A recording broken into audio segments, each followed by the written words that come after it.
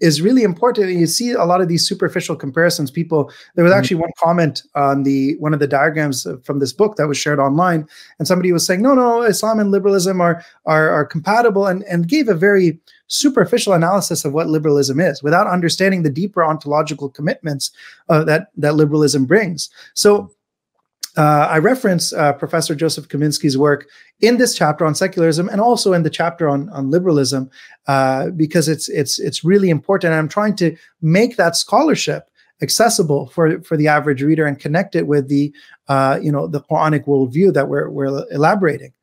So, yeah, we don't want to take this kind of historical memory and project it on ourselves, and assume that, oh yes, there is this religious oppression in the Islamic conception of the state. In fact, with the Islamic understanding, absolute sovereignty belongs only to God, right? And accepting that absolute sovereignty belongs to God on the Day of Judgment entails that our moral duties, our sense of right and wrong, our accountability are determined by God, not the political interests of the state. We mentioned that point earlier. So, one of the things that's interesting here, actually, I'll just mention, one of the modern era Quranic scholars, Muhammad Abdullah Daraz, he talked about the Quranic worldview and the Quranic framework for morality, and he linked it with several foundations, prerequisites that the Quran establishes. So the idea of, and these are kind of illustrated in this diagram here. So the idea of obligation, ilzam, that there are rules one must follow, and those rules are binding. This is something that's really important to understand today when you look at the world order, where the International Court of Justice provides a ruling, but it's not binding. The United Nations Security Council provides a ruling, and again, it's like one step after another. Every ruling is ignored by the Israeli army that continues to perpetrate genocide. And so the question is, if rules are not binding, well, then do you have a source of morality? And that's the problem that we see in the world order today, that it's about rules for thee but not for me, right? There's no bindingness. And then what about accountability? Where are the accountability measures coming in? Who holds accountable these rogue states, right? Who holds accountable the wealthy corporations that completely subjugate society for their interests, right? Who holds these people accountable? Unless our entire society is structured on the basis of moral commitments and a sense of absolute accountability before God, we're seeing the ethical ramifications of that. And then, again, many Muslims may not live up to the ethical standards that the Quran is establishing. And that's a failure on their part. And that's where we need to go back and revisit this. So one of the things that people talk about secularism, and again, they have this kind of superficial notion of what it entails. But let's go back and look at some of the deeper philosophical connections here and foundations. So somebody who's been called the inventor of secular politics, or the originator of the modern concept of the state as an instrument of power and domination, is Niccolo Machiavelli. And people have often heard the term Machiavellian, right? They often use this term colloquially to talk about this idea of the ends justify the means. But Machiavelli really, exemplifies this in his writings. He talks about how a state can, out of the necessity to secure one's power, can use cruelty, can engage in cruelty. And he mentions that a wise ruler cannot and should not keep his word when it would be to his disadvantage to do so. All the election promises that are broken, Machiavelli is okay with that, right? As long as it's, in fact, a wise ruler shouldn't keep those promises if it's going to be to their disadvantage. And that when a population no longer believes in these narratives that the ruler is providing, a prince can compel them to believe by force. So you can see people who oppose the dominant narrative, being censored, deplatformed, or even arrested, right?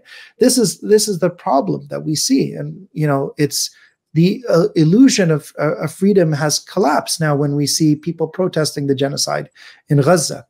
So that's one picture, right? Compare this picture of secularism where the interests of the state are overriding, and completely subjugate the population. what Machiavelli describes in terms of secularism. And he mentions that for somebody whose worldview is tied to worldly ambitions, when the truth comes in the way of their power, they obliterate it and trample it underfoot. If they are unable to do so, they repel it with tyranny. If they still cannot overcome the truth, they block its path and divert others from it to another route. They're always ready to resist the truth by any means possible. So this discussion, is meant to highlight that the loss of an ethical foundation is not an accidental consequence of secularism, but is in fact deeply embedded within its internal logic. And that's what we have to realize when we're examining these ideologies. It's not just like, oh yeah, minimizing the overreach of the state, and secularism, it provides us with this kind of rosy painted picture. Look at the deep ontological commitments. Look at what are the ethical consequences of those commitments. And that's where you're going to actually be able to see how the worldview is structuring the way people think and structuring the way society is governed. So this is one of the diagrams. I think this was actually the most widely shared on social media. Islam contrasted with secularism.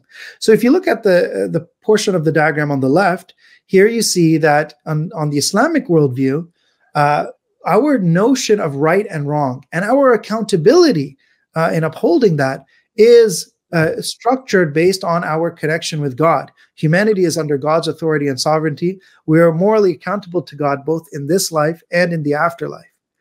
Now, I highlighted the word God here because it's really important. It's God, and it's not a human dictator. And again, people always assume once you bring religion into the picture, it's going to be some theocratic dictator sitting at the top. But that's not what the Islamic worldview is. And again, this is an example of transplanting a historical memory and experience onto another civilization. So it's really accountability before God. And this is something, one of the things that I mentioned in this book is the Islamic conception of governance as described by some scholars like Sheikh Ahmed al-Raisuni. He mentions Nadariyatul Wikala, the conception of governance based on the idea that the ruler is a wakil, is a trustee appointed by the people. And this is something that has a lot of basis to it in classical Islamic scholarship. When you look at how works of Islamic law describe the relationship between the subjects and the ruler, just like you appoint somebody or you have somebody who is entrusted to conduct your financial dealings, in the same way, the ruler is entrusted by the collective community to conduct certain dealings on their behalf. It's not a dictatorial relationship or a totalitarian relationship. That's absolutely, excluded by the Islamic model, because there's a recognition that true sovereignty is only in the possession of God. There is no true sovereignty in the hands of kings. Meanwhile, when you look at secularism, the state possesses complete and absolute sovereignty. And it defines for people what is right versus wrong. Right versus wrong is defined and determined by those in power. There is no accountability before God. There's no one who can hold the state itself accountable. And where does God fit in? It says, oh, we're not going to get rid of the concept of God. We'll just squeeze that concept and shove it into this private realm. Don't bring it in the public. Keep it in. Keep your beliefs about God at home. What's interesting, George Jacob Holyoake, who's famously associated with coining the term secularism or popularizing it, he basically coined it as a substitute for atheism. So the idea is, atheism is is distasteful to people, and so therefore I'm going to use a substitute, which is secularism. We're not telling you to abandon belief in God, but it's just not relevant in society, in the public realm. It's not morally relevant, and that leads to a variety of problems, because our ethical structure of society fundamentally has to be connected to our worldview about why we exist, about what is the purpose of life, about why we have ethical duties. And you can't dissociate the two. That's the problem here. So unless we have a different way of accommodating that ethical value structure within society, the ethical ideals will completely collapse on a secular worldview. So Islam actively constructs a program to develop human minds spiritually and morally to live according to the ethical requirements of justice, individually and societally. Right? Lots of people talk about justice. Even within a secular conception of the state, people talk about justice. But the difference is Islam actually provides a program of human development to attain justice, and to provide a holistic conception of justice that is not just about maximizing the interests of the state, but is about maximizing one's spiritual and moral growth and the collective administration of justice for all people and the community as a whole. So these are all the things that come out of this worldview. And again, there's interesting connections here also with the names and attributes of God. So this is one of the names of Allah subhanahu wa ta'ala that many people may not be as familiar with. It's mentioned in Hadith Qudsi, or a hadith where the Prophet Muhammad, peace be upon him, is relating a statement from God. And in this statement, God says, I am the true king, Al-Malik. I am the true judge, Ad-Dayyan. So Ad-Dayyan is one of the names of Allah. This name emphasizes Allah's role in administering absolute justice on the Day of Judgment, where every action is weighed and rewarded or punished accordingly. So absolute accountability, ultimate justice, that is the worldview that is entirely how we're supposed to structure ourselves internally in our own spiritual development, but also, society and our communities as a whole. Emphasizing and prioritizing justice in our communities. Now, I'm jumping a little bit ahead to a chapter on relativism. The reason why I'm doing that is I want to highlight this other diagram that talks about morality. And this is a classification that I've always used and found helpful when people say, well, why do we need religion to be good, right? Doesn't everyone believe in justice or moral truths or whatever? Why do we even need religion in general? Or somebody might ask, well, Islam in particular. And here there's 4 domains of morality that I discuss. So first of all, just on the ontological level, moral truths. Is there such a thing as good and evil? There's a famous philosopher, Richard Garner, an atheist philosopher who wrote a piece talking about how atheists should abandon the idea that moral values exist, that there is objective good and evil. And he called for moral abolitionism. So even the idea of having objective good and evil is something that people can, do away with. Now, once you agree that good and evil exists, how do I know what actions are good and what actions are evil? That's the epistemology aspect. So the ontology, then the epistemology. That's the moral knowledge. And yes, we have some intuitions from the fitrah, from the natural human constitution, but we can see how those are corrupted.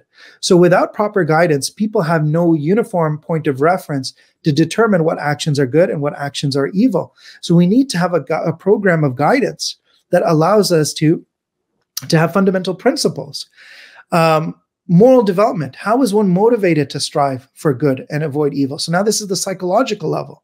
Let's assume you agree there is good and evil in the world, and I believe that this action is evil and this action is good. But how will I, as a human being, motivate myself to pursue good, pursue justice, even at great personal expense, even at the cost of great personal suffering?